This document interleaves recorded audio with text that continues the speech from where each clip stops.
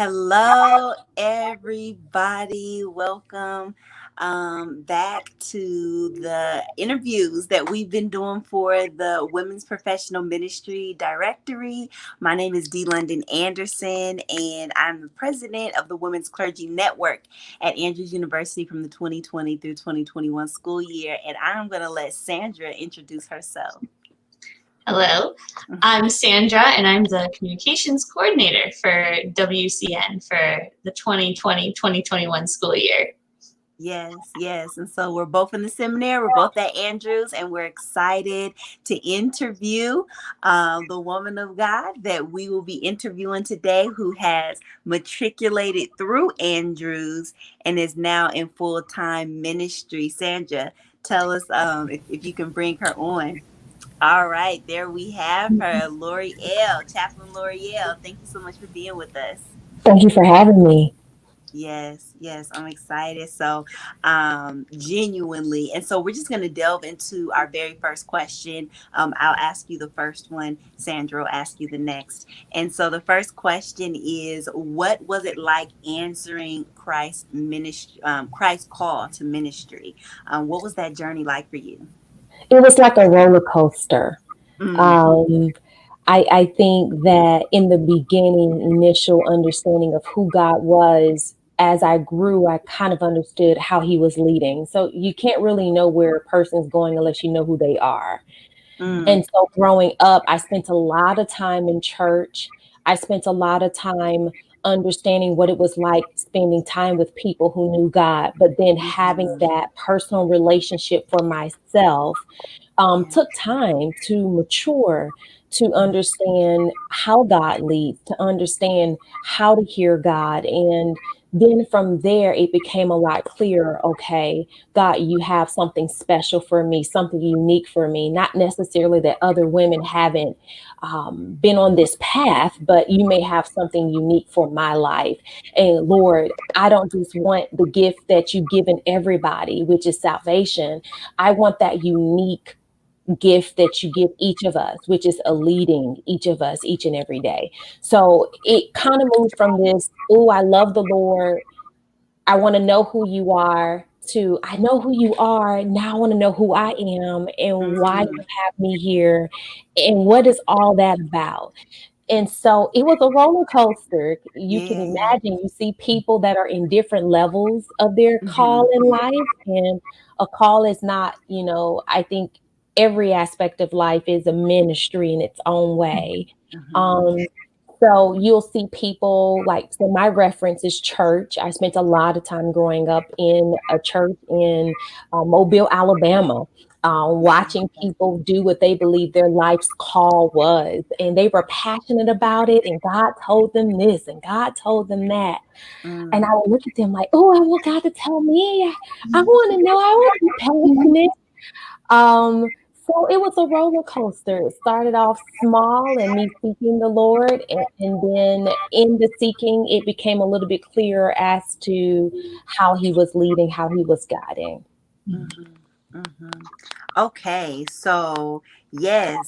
So that you just gave us a general overview. So now give us some details, okay? Give us some details, okay? I understand you try not to give us all the details. But for the sake of somebody out there, they're trying to they're trying to answer their own calling. There's men and women who are watching this, trying to wrestle with that, and trying to see, even if you're someone that they want to connect with, for mentoring purposes, or for just ministry purposes. And so if you can just give us a little bit of details, on about that calling and answering that journey, that would be great. Okay, so I knew that I had some passions in life, and I started there. Like, I started with what were my passions in life, and it boiled down to three things. It was, I'm really, really passionate about knowing who God is. I'm really, really passionate about music, and I'm really, really passionate about whole living, more particularly nutrition. So as I began to get to know myself, and understand my passions, I actually entered into my educational journey, which I won't go there yet, but I entered there in an interdisciplinary way because I wasn't really sure. Along that journey, I had people who had previously went on their own journey, and Mhm. they dropped tidbits of knowledge. Part of that knowledge was, L'Oreal, are you sure you're supposed to be in dietetics? Are you sure when we interact with you, you act like this, and this is what we receive from you? So along life's journey, people would drop little nuggets into me that made me more unsettled. It actually was an Mm. unsettling of where I had made up in my mind where I wanted to be. And Mhm. then, Lord, I'm not settled. And if I'm not settled, don't I supposed to be settled? Everybody else seems settled, and just kind of trying to figure it out. Until one day I kind of hit the wall and said, okay, Lord, if in fact you created me for something different, I was actually in dietetics at the time. If you created for me for something different, show me, help me to see that. Um, and I had this very weird encounter when I had signed up as a dietetics major and my classes would not go into the system. But I was just inspired and impressed very deeply, put theology classes in the system. Mm. And if you know anything about school, if you have a person that's leading and guiding that space, if you have declared yourself a particular major, you can't put another major into the system. So that did not happen for me. It was my sophomore year, and I had been praying and asking the Lord earnestly, and the classes for my major would not go into the system. The Mm. classes for theology went into the system. I shut down the computer, turned it off, and I started praying, okay, something's wrong with the computer. It's just the computer. I did all of that. I turned the computer back on, and here you have it, same reality. I end up going to my advisor about a month later because we all had to meet with our advisor. And she says, I noticed you put all theology classes into the system, but you're a dietetics major. And I said, yeah. And I kind of held my head down because I was like, oh, Lord, I had to have a conversation about something I don't really understand. But yet I felt Mm. this deep sense of an impression. And my advisor says to me, it's about time. It's Mm. like, we all knew you was called to ministry. We just couldn't tell you. Like, I mean, you over here doing devotions. I mean, you hitting up the dietetics club with these great prayers. We already nominated you chaplain of anatomy and physiology. We all knew, but you gotta know. And I looked at her like, are you kidding me? All this time I've been wrecking my brain. And so I tell people it is definitely an up and down. It was not a smooth valley for me. It was clarification after clarification, confirmation after confirmation, and God just little bits just letting me know, hey, I'm with you. Yes, I'm leading you here, and people confirming along the way. Yeah. Yeah. Amen. Amen. Amen. No, that's real. God will sometimes, right? Too often we give the enemy credit for malfunctions with the technology. Sometimes it's the Lord. Absolutely. Sometimes it's the Lord. Sandra, if you can lead us into our next question. All right, so now we're going to backtrack a little bit and we're going to ask you about how has your educational journey shaped you? So tell us about that. Oh, yes. Oh my goodness.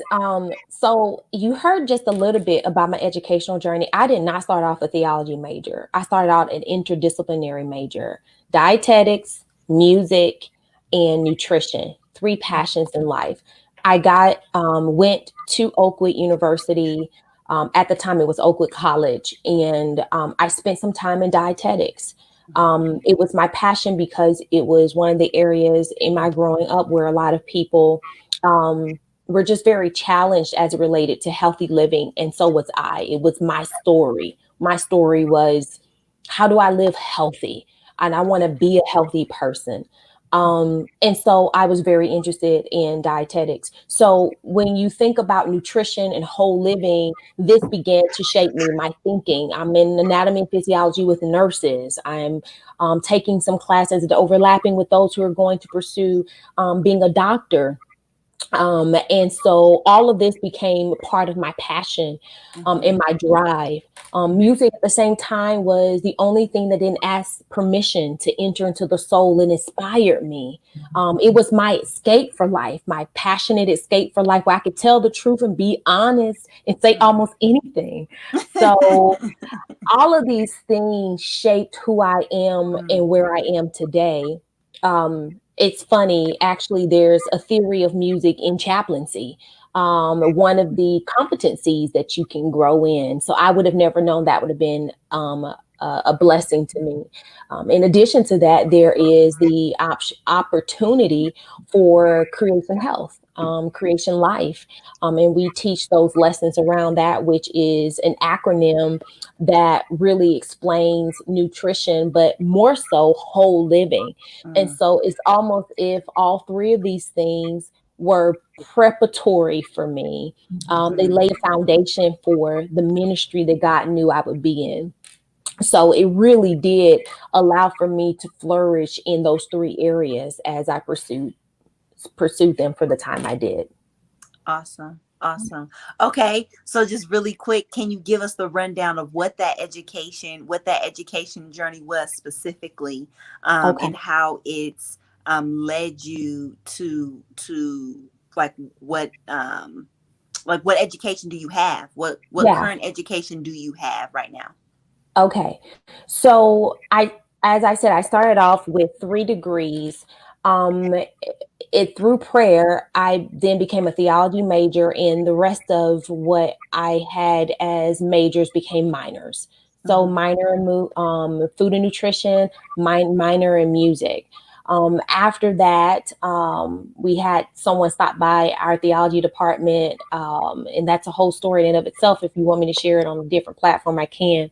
We had somebody stop by, and they were recruiting for people to go into chaplaincy ministry. And from that, I was able to get into a program that allowed for me. Actually, it's a partnership between Andrews University, Florida Hospital, which is called Advent Health now, and it was a sponsorship for clinical pastoral education. So after that, I went into a residency, my first year residency in Florida for clinical pastoral education. That program then led after that residency to being sponsored and attending seminary. So then I attended Andrews University, received my master's with an emphasis in pastoral care and counseling. After that, I went and specialized and did another residency. Specialized in end of life care, specialized in oncology. So after that, I then went into full-time ministry as a staff chaplain. So that is an undergraduate degree. That is a graduate degree, Master's of Divinity, and that is a total of 5 units of CPE. All right. All right. Oh, wow. All right, cool. So it seems like you have a pretty firm background, a lot of experience as a chaplain. Yes. Not as I planned. It's been a ride for me. So you asked me what I thought I was going to be doing. They've been totally different. So, but it's been enjoyable. Yeah.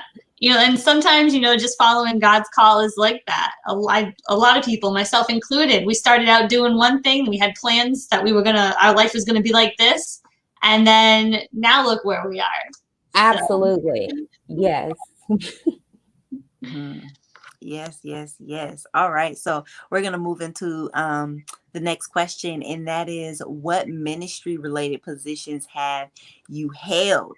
What I'm like, the list is possibly extensive, but if you can give us some ministry positions that you held. And once again, the purpose of this question is to, right, it's for people to just become more familiar with who you are, Absolutely. and be able to look at themselves and like, well, I've done this too, and maybe, you know, this is a person that God has called, and, you know, while Mhm. I'm right now only a Bible worker, or only a literature evangelist, or only a Sabbath school teacher, Mhm. God, that does not disqualify God's calling on my Absolutely. life, right? And so if you can, Absolutely. those are not small things, right? No. That's, and oftentimes those are preparatory things, Absolutely. or a means within themselves of accepting call. And Mhm. so if you can just go over what ministry related positions you've held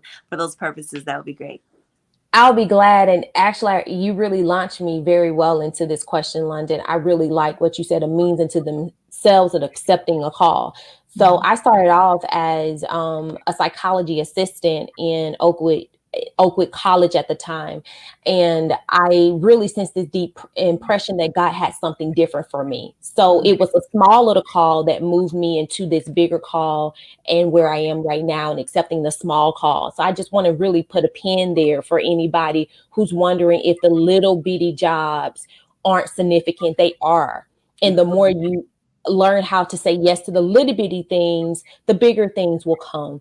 So I was a psychology assistant, and I was only that for like a month. And I just had this deep sense of impression in my prayer that God wanted me to do more. I then moved, and following that, without having a job, moved into Carter Hall, freshman. I hear my name over the intercom. The dean calls me into her home, and she says, I was praying about who I needed to hire. And I can't believe God gave me a freshman, because I don't hire freshmen. Um, and so I need you to be a dean's assistant. God gave me your name. And I said, okay, all right, what does that entail? And I said, yes. From then, the story unfolds. After I said yes to that dean's position job, I began to be an RA. The next year, I was an RA assistant. From that, there's a policy and a clause that you cannot stay at a dorm longer than 3 years. And so the dean was like, oh no, that can't happen. So she started praying and talking to the vice president during that time, the VP, and to see if there was something that she could do that she believed was my gifting, which was ministry and ministry to the girls. That Mhm. then out of that became a new job, which was chaplain of the freshman dorm. They opened that up where I was able to partner with the chaplain's office on the campus, and they opened up a position called chaplain of Carter Hall. From there, I spent about a year and a half in that position. And I had another thing to just open up. Someone was just looking at me, it was just like, God just told me I should hire you for this. I was like, really? Okay. I then became the youngest female pastor for Madison Mission. So I was pastor of evangelism at Madison Mission, Seventh-day Adventist Church. From that, someone showed up into our department, and I was then hired and sponsored through my seminary journey. So along these lines, chaplain of Voices of Triumph, chaplain of Dietetics Club, um, a chaplain of a lot of different little things. And God just kind of unfolded it there. So now I then became a staff chaplain of Daytona Beach, Advent Health Daytona Beach, and now I'm senior chaplain at Advent Health New Smyrna Beach. So it was the little things along the line just really kind of helped me really understand how God was leading. So that's a little bit of my ministerial background. Yeah, no, that's good, because you know, when I met you, L'Oreal, Mhm. I just assumed that you were going to be a pastor, right? Mm. I just Me too, assumed that you were girl. going Me to be a too. pastor. And to be fair, I did not know much about what it meant to be a chaplain, right? Like, Mm. that wasn't, I didn't really know very many chaplains. I don't think I had known any chaplains at that point of Mm. initially meeting you, that you were the first chaplain, right? But even within you being I want to say the first chaplain that I met knowingly, at Oakwood University. I know you've talked about Carter Hall, and you've talked about a theology degree, but I don't know if you've outwardly said that you are alumni of Oakwood as well as Andrews University. So I want to put that out there. I am proud and happy. Yes, yes, yes. And so while there, when there was a point that I wanted to highlight, that one thing that Paul Anderson says, right, he is the endorser for the North American division, is that all chaplains are pastors, right? All chaplains are pastors. And so I just love that nuance, the way that God even worked that out. Sandra, I don't know if you have anything to add and move on to the next question. No, that's really interesting how you had all these different things, and like God was the one who brought you to them, not you trying to do different things. It was God. It sounds like it was God who made it happen every single time. That's absolutely. Really, that's a wonderful affirmation of your ministry.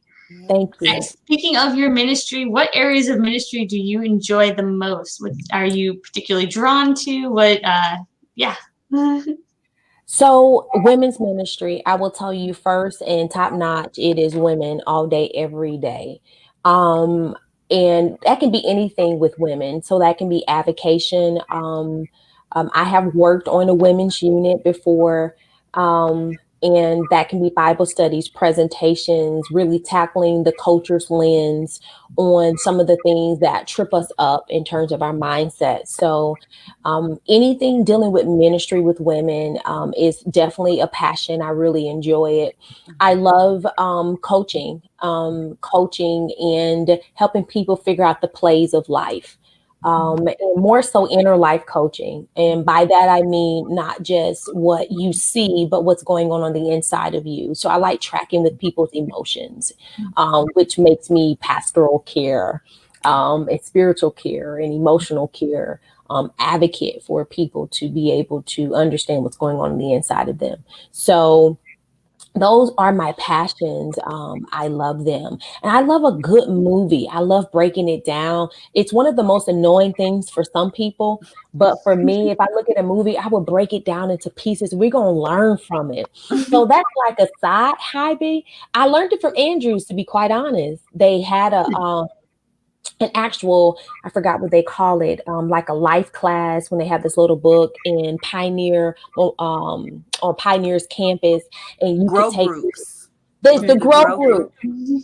And you could do films, and they would take films and break them apart, and you would learn more about God. That thing was so fascinating for me. So I really enjoy that as well. Awesome. And so I won't name him, but he was just in the comments moments ago and said, "Preach, L'Oreal," right? So early on. So I should say I like to speak too. I think when you can preach, I have spoken various places. I've spoken on different platforms, and I like to speak. I really, really like to speak. I don't want to box myself into preaching, though I do that. But I really like to speak on various topics. Amen. Good stuff. Good stuff. All right. Let's see. And so we're gonna just go ahead and move on. And okay. I'm going to ask. So, what are your current ministry endeavors? What are you doing right now? What does God have your hands in right now? If you can let us know that. Okay. So currently, So there's this saying in the pandemic that if you can't go outward, you go inward, and get to really know yourself inward. I must be honest and say I've been doing a lot of inner work. God has been leading me into a place of understanding what's going on inside of me, processing stuff in my life that I've never had to before. I joined this group, Crushing Food Addiction. So shout out to Alicia, who has helped change who I am in my life. As you all know, one of my pillars of passion is nutrition. And so the way I navigate my food in life tells me a lot about my healthiness, my overall healthiness. And so currently I have been growing my passion in crushing food addiction, and really deconstructing body image as it relates to women and how that shapes and molds our behavior in society. So that's a lot of the work I've been doing. Some of that came out of a presentation that I did in 2019 for Southeastern Conference. I was asked to do a body image presentation, and it just really spearheaded me into this path of really diving deep into some of the issues that I've personally struggled with. So I'm doing a lot of work around that. Consequently, it seems like God sends me people that want to do that same work. So some of my work, in addition to what I'm doing at Advent Health as a senior chaplain, some of my work also includes consulting with women and helping them think through some of these topics that I'm bringing up now in terms of food and weight loss, and making sure they know that they're more than their bodies, they're a living soul. Like, you're more than what you see when you stand on the scale. You're more than the number on the scale. So kind of talking along those things are my passion. Those are my ministry endeavors right now. And then growing ministry in those areas. It's something that people don't like to talk about. It's a little uncomfortable to talk about weight, but more so heart weight, not just scale weight. So to really delve into that is what I like to do. I should say I've grown to like to do. I haven't always liked to do it, but it's been the life for me. So that's been a joy. Being a wife has been a joy, and delving into a lot of emotional work with my husband and learning who he is emotionally has been a ministry endeavor. We've talked to some couples. I will tell you, we've had some couples that have come to us, and we've been so honest about what it's like to be a newlywed. So we just made, we're going into our 3rd year of marriage. And so I see a lot of ministry in this area together as a couple, and being honest, because I don't have a Cinderella story.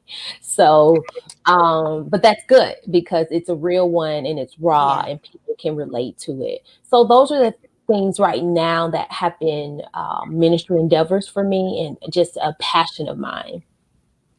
Amen. Amen. I mean, I love the way that you deal with the question, right? That there are, just from the very beginning, to say that having what you do in your private life is also ministry, right? From there may be others that say, oh, L'Oreal, you're doing this, you're doing that. You know, there's this public ministry that you're engaged in, but it sounds like what you're saying is, in this season, while you have some public ministry as well, there's the private ministry, the what's going on in your marriage, what's going on in your heart is what you're focused on. And I believe that that's so important. So important. There's there's a mutual friend of ours that we have who preached this sermon about the work that happens underneath the surface, and how the under the surface, you know, dealing with the plant, the work that's happening under the ground is even more important than what's happening on the surface because it creates longevity. The roots growing will cause for fruit to come in every season that it's supposed to, right? And so that's what I hear you saying, the type of work that you're currently doing. I appreciate that narrative that you put to it, because my husband was trying to mess with me the other day, and he says, I want you to ask all your friends and ask them if you always talk about seasons, because you always talk about it's my season or it's not my season, right? So, and I got that from Oakwood. Like, I really took the lessons from nature. It's not every nature seed. There are literally trees that bloom and blossom in a particular season. There are plants that bloom and blossom in a particular season. And so when God was showing me that it's okay that I may not see a lot at the top, it doesn't mean that there's not a lot going on at the bottom. That we grow down before we grow up, and that I should not at all feel like because I'm not everywhere or broadcasted everywhere, or that my ministry doesn't look like everybody else's ministry, that those, as you said, London, that those roots at the bottom are not important, because you want them to be deeply, deeply embedded in good soil. That's why you have to do the work of the heart in good soil. You want them to be deeply embedded in good soil, so that as the plant starts to grow up, it can give people some fruit that's worthy of being eaten, that people may be nourished. So God's just been kind of letting me know, hey, we got to pull some stuff out the soil, honey child. We got to do this work.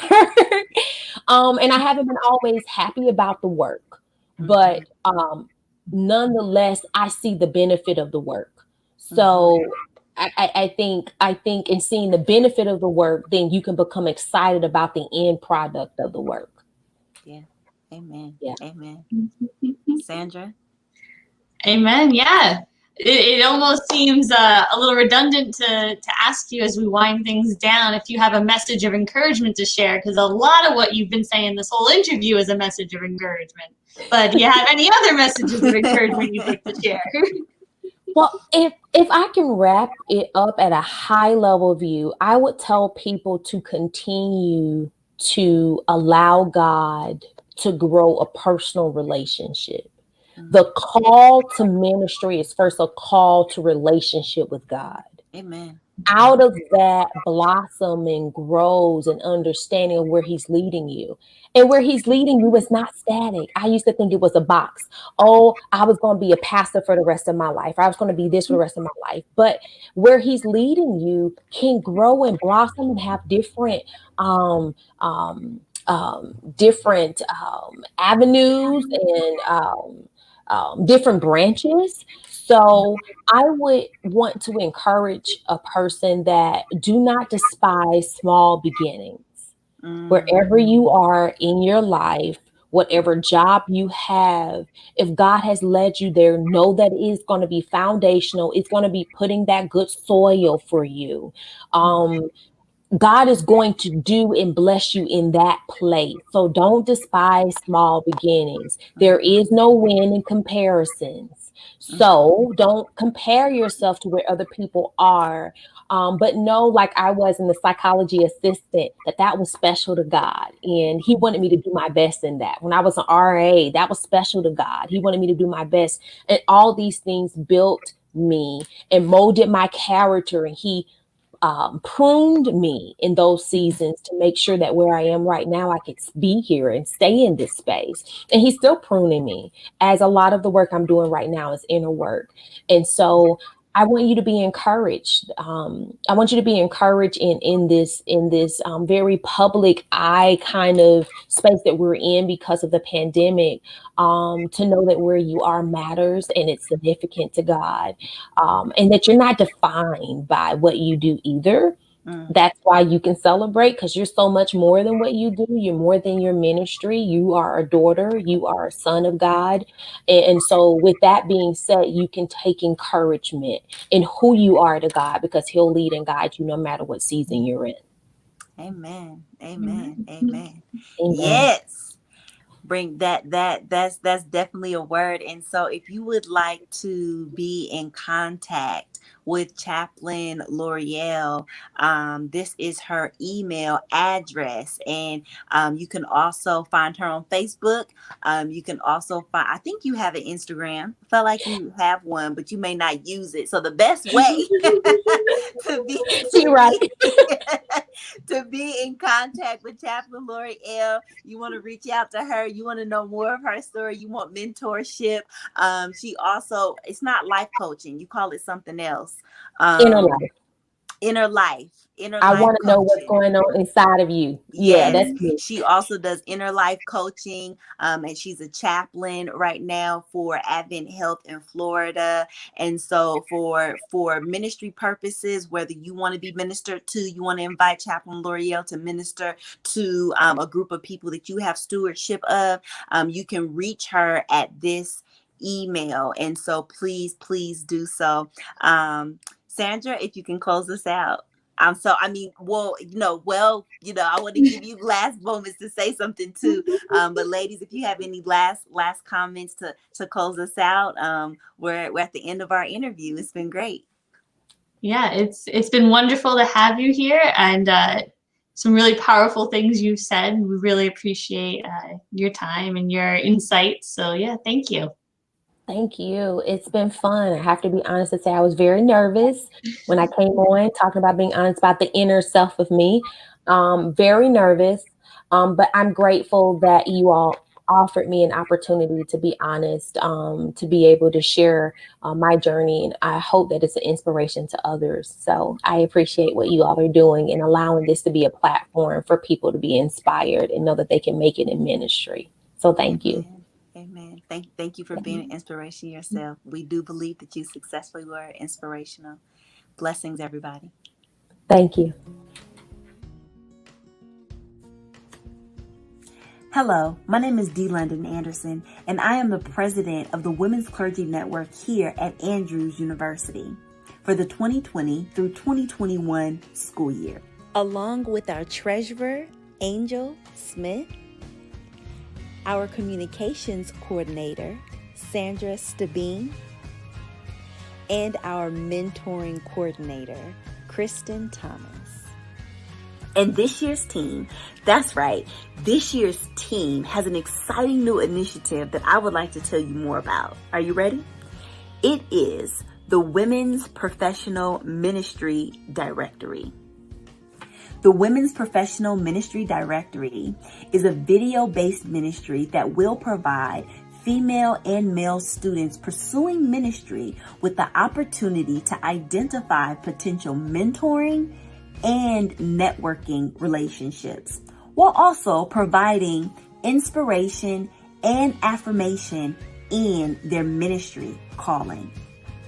The directory may also be used by church members and community leaders who are seeking the ministry of powerful and gifted women that are currently walking in their calling. Each directory entry is a video of a dedicated Christian woman sharing their past experiences, educational background, ministry expertise, and interests.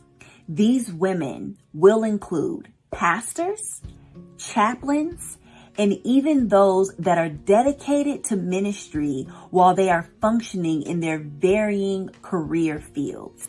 If this is you, if you fit into that category of a pastor, a chaplain, or a woman who's dedicated to ministry, and you're walking in that calling, even though you may be in a different career field, I ask that you please email us at wcn@andrews.edu. We will respond to you with more information and instructions on how to record and upload your directory entry. Also, for those of you who are saying, number one, I'm not a woman, or number two, I'm not necessarily, I don't necessarily fit within those categories, we still have a task for you. Please share this. Share this with women that have been inspirational to you in your life. Share this with pastors, with ministry leaders, with chaplains, that within your local context across the globe, so that they will also have the opportunity to be a part of this video directory. Again, our email is wcn@andrews.edu. And this is how you may get in contact with us to gain more information about what it is that we're looking for and how to upload your video or their video.